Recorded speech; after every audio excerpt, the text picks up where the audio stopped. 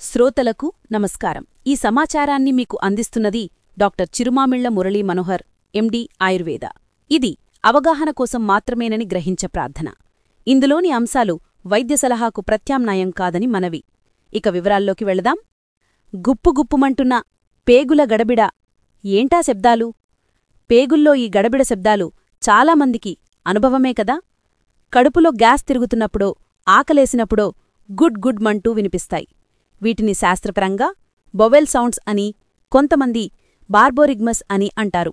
మన ఆయుర్వేదంలో అయితే వీటికి ఆంత్రకూజనాలు అని చక్కటి పేరుంది. నిజం చెప్పాలంటే పేగుల్లో ఆహారం కదులుతున్నప్పుడు ఈ శబ్దం వస్తుంది. ఖాళీగా ఉన్న పేగుల్లో ఇది ఓ నీళ్ల పైపులో నీళ్లు పోతున్న శబ్దంలాగా మన పుట్టలో ప్రతిధ్వనిస్తుంది. అందుకే కొన్నిసార్లు బయటక్కూడా వినిపిస్తుంది. చాలా వరకు ఈ శబ్దాలు ఏ ప్రమాదం లేనివే. మీ జీర్ణవ్యవస్థ పనిచేస్తోంది అని చెప్పటానికి ఇదొక మంచి సంకేతం. మనకు స్పష్టంగా వినాలనిపిస్తే కడుపు మీద స్టెతస్కోప్ పెట్టి వినవచ్చు. అయితే కొన్నిసార్లు ఈ శబ్దాలు ఏదో అనారోగ్య సమస్యను సూచించవచ్చు. శబ్దాలు మారితే ఏమర్థం? మొదటిగా, ఒకవేళ పేగుల శబ్దాలు పూర్తిగా వినిపించకపోతే, అంటే నిశ్శబ్దమైతే పేగు కదలిక నిలిచిపోయిందని అర్థం. మరో మాటలో చెప్పాలంటే పేగుగోడ పగిలిపోవడం, అంటే శిద్రోదరం లాంటి సమస్య ఉన్నప్పుడు ఇలా అవుతుంది. గ్యాస్, లోపలి స్రావాలు పేగుల్లోపలి మార్గాన్ని మూసేసి గోడపై ఒత్తిడి కలిగించినప్పుడు కూడా ఇలా జరగవచ్చు.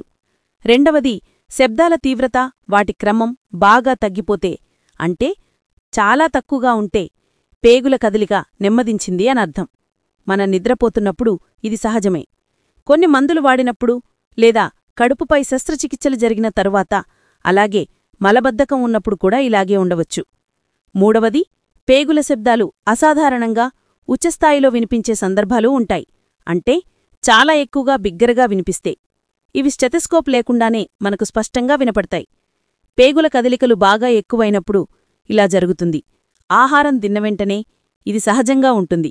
కాని బాగా విరేచనాలవుతున్నప్పుడు కూడా ఇలాంటి లక్షణం కనిపిస్తుంది. ముఖ్యాంశాలు, కారణాలు చూస్తే పేగుల శబ్దంలో మార్పు కనిపిస్తే దానితో పాటు వికారం, వాంతులు, మలబద్ధకం, విరేచనాలు, గ్యాస్ లాంటి ఇతర లక్షణాలను పరిశీలించడం చాలా ముఖ్యం. ఇదంతా తెలుసుకుంటేనే డాక్టర్కి వ్యాధి నిర్ధారణ చేయటం సులభమవుతుంది. ఉదాహరణకు, ముందు పెద్ద శబ్దాలు వినిపించి దాని తరువాత ఒక్కసారిగా నిశ్శబ్దమైపోతే అది పేగుగోడలు చిట్లడానికి లేదా పేగు మెలికిపడి ఒత్తుకుపోవడానికి సంకేతం కావచ్చు. నిజానికి కొన్నిసార్లు ఈ శబ్దాల్లో వచ్చే మార్పులు ప్రమాదకరమైన స్థితులకు సంకేతాలుగా కూడా ఉండవచ్చు. అవి ఏంటంటే, హెర్నియా, కణితులు లాంటి అడ్డంకులున్నప్పుడు పేగుల మార్గం మూసుకుపోయి కదలిక ఆగిపోతుంది. అప్పుడు శబ్దాల్లో తేడా వస్తుంది. అలాగే పేగులకు రక్తాన్ని సరఫరా చేసే రక్తనాళాల్లో, మరో మాటలో చెప్పాలంటే మిసెంటరిక్ ఆర్టరీలో గడ్డలేర్పడితే కూడా శబ్దాలు మారతాయి. ఇంకా పేగుల కదలికలను ప్రేరేపించే నరాలు దెబ్బతిన్నప్పుడు కదలిక తగ్గి శబ్దాలు మారతాయి. దీన్నే పెర్లైటిక్ ఇలియస్ అంటారు. కాల్షియం తగ్గటం, ఇన్ఫెక్షన్లు, మలంతో పేగులు నిండిపోవడం లాంటి వాటి వల్ల ఈ నరాలు దెబ్బతినవచ్చు. శబ్దాలు తగ్గడానికి కారణాలు చూస్తే ఓపియేట్స్, కోడీన్ వంటి కొన్ని రకాల మందులు వాడటం, మత్తుమందు అంటే జనరల్ అనస్థీషియా ఇచ్చినప్పుడు, అలాగే క్యాన్సర్ చికిత్సలో భాగంగా ఇచ్చే రేడియేషన్ వల్ల, లేదా కడుపుపై జరిగే శస్త్రచికిత్సల తర్వాత కూడా ఈ లక్షణం కనిపిస్తుంది. శబ్దాలు పెరగటానికి కారణాలు చూస్తే తీవ్రమైన విరేచనాలు అవుతున్నప్పుడు, క్రాన్స్ వ్యాధి, అల్సరేటివ్ కోలైటిస్ లాంటి పేగువ్యాధులు ఉన్నప్పుడు, లేదా ఫుడ్ ఎలర్జీ లేదా ఎంటరైటిస్ లాంటి ఇన్ఫెక్షన్ల వల్ల కూడా ఈ లక్షణాలు కనిపిస్తాయి. చికిత్స మరియు సూచనలు. పేగుల శబ్దాలు అసాధారణంగా వినిపిస్తున్నప్పుడు వెంటనే డాక్టర్ని కలిసి కారణం తెలుసుకోవడం ముఖ్యం. అప్పుడే సరైన చికిత్స తీసుకోగలం. డాక్టర్ అడిగే వివరాలివి: మీకు కడుపునొప్పి ఉందా? విరేచనాలు, మలబద్ధకం ఉన్నాయా? పొట్ట ఉబ్బరించినట్లు ఉందా? మలద్వారం నుంచి గ్యాస్ సక్రమంగా పోతోందా? రక్తం వస్తోందా? లేదా మలం నల్లగా ఉందా? ఇలాంటివన్నీ చెప్పాలి. అవసరమైతే రక్త పరీక్షలు, ఎక్స్రే, స్కాన్, ఎండోస్కోపీ లాంటి పరీక్షలు చేయించుకోవాల్సి రావచ్చు.